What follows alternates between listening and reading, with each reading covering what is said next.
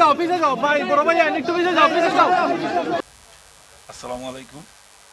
গেছে দাবি করলাম আমার সুস্থ বিচারটা আমি পাইতাম। হনুকা আপনার বাচ্চা আমরা সবর বাচ্চা জয় খালি আমার বাচ্চা না আপনার বাচ্চা। এই বাচ্চার প্রতি যে ঘটনা ঘটছে আল্লাহ হেফাজত করুকা আর যেন কোনোদিন মার কুছ খালি হয় না, আমার বাচ্চার কুছ খালি হয়েছে আর যেন অন্য মার আর কুছ খালি হয় না। মার কষ্ট কিরকম এটা তো আর কইয়া বর্ণনা করা যাইতো না। ঢাকার ক্ষেত্রেও যেটা হইছে ইনোর ক্ষেত্রেও ওটো হইব।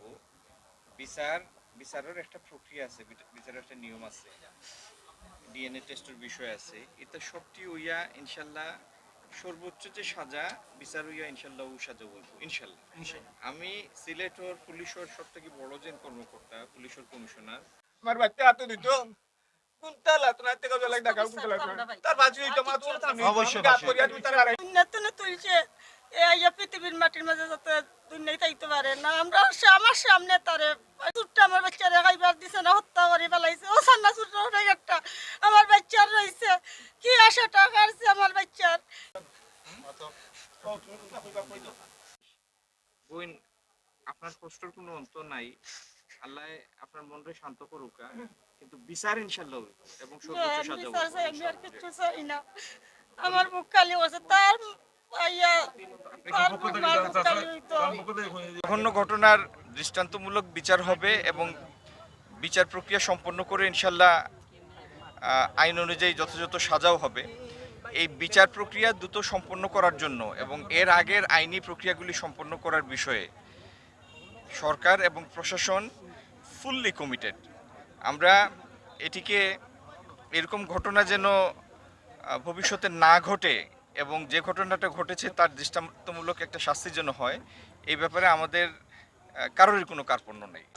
না, এটি এমন একটা ঘটনা যেটা সারা দেশের মানুষের মধ্যে একটা কালো ছায়া ফেলে এবং যে ঘটনাগুলি এইখানে ঘটেছে বা অন্যত্র দু একটা জায়গায় বেশিরভাগ ক্ষেত্রে দেখা যায় যে এটি মাদকসেবীরা এগুলির সাথে জড়িত, মাদকাসক্ত লোকজন এটির সাথে জড়িত। এই মাদকের উপরে কঠোর ব্যবস্থা এবং মাদকাসক্তদের দ্বারা সমাজ যেন ক্ষতিগ্রস্ত হতে না পারে এই জন্য প্রয়োজনীয় ব্যবস্থা ঈদের পরেই আপনারা এটির জন্য স্বরাষ্ট্র মন্ত্রণালয়ের এটি তো স্বরাষ্ট্র মন্ত্রণালয়ের ব্যাপার, তো স্বরাষ্ট্র মন্ত্রণালয় এই ব্যাপারে সজাগ আছেন এবং ঈদের পরে আমাদের যেগুলি আইনশৃঙ্খলা রক্ষাকারী বাহিনী আছে তাদের প্রত্যেকের সাথে সমন্বিতভাবে একটি কার্যকর উদ্যোগ আপনারা দেখবেন। জনালে নিয়া তার ভাই আজির করছে আর পুলিশ সকলে যেনে বাহরিয়া দিছন তার ফ্যামিলিরে বাহরিয়া দিছন। গো আসামি পর্যন্ত 19 দিন ইয়া আছে, গো আসামি পর্যন্ত পাইছে না, ধরা খাইছে না।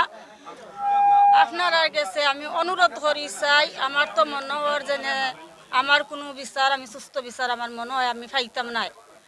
আপনারা গেছে ফাও টেঙ্গো ধরছি অনুরোধ চাইছি আমার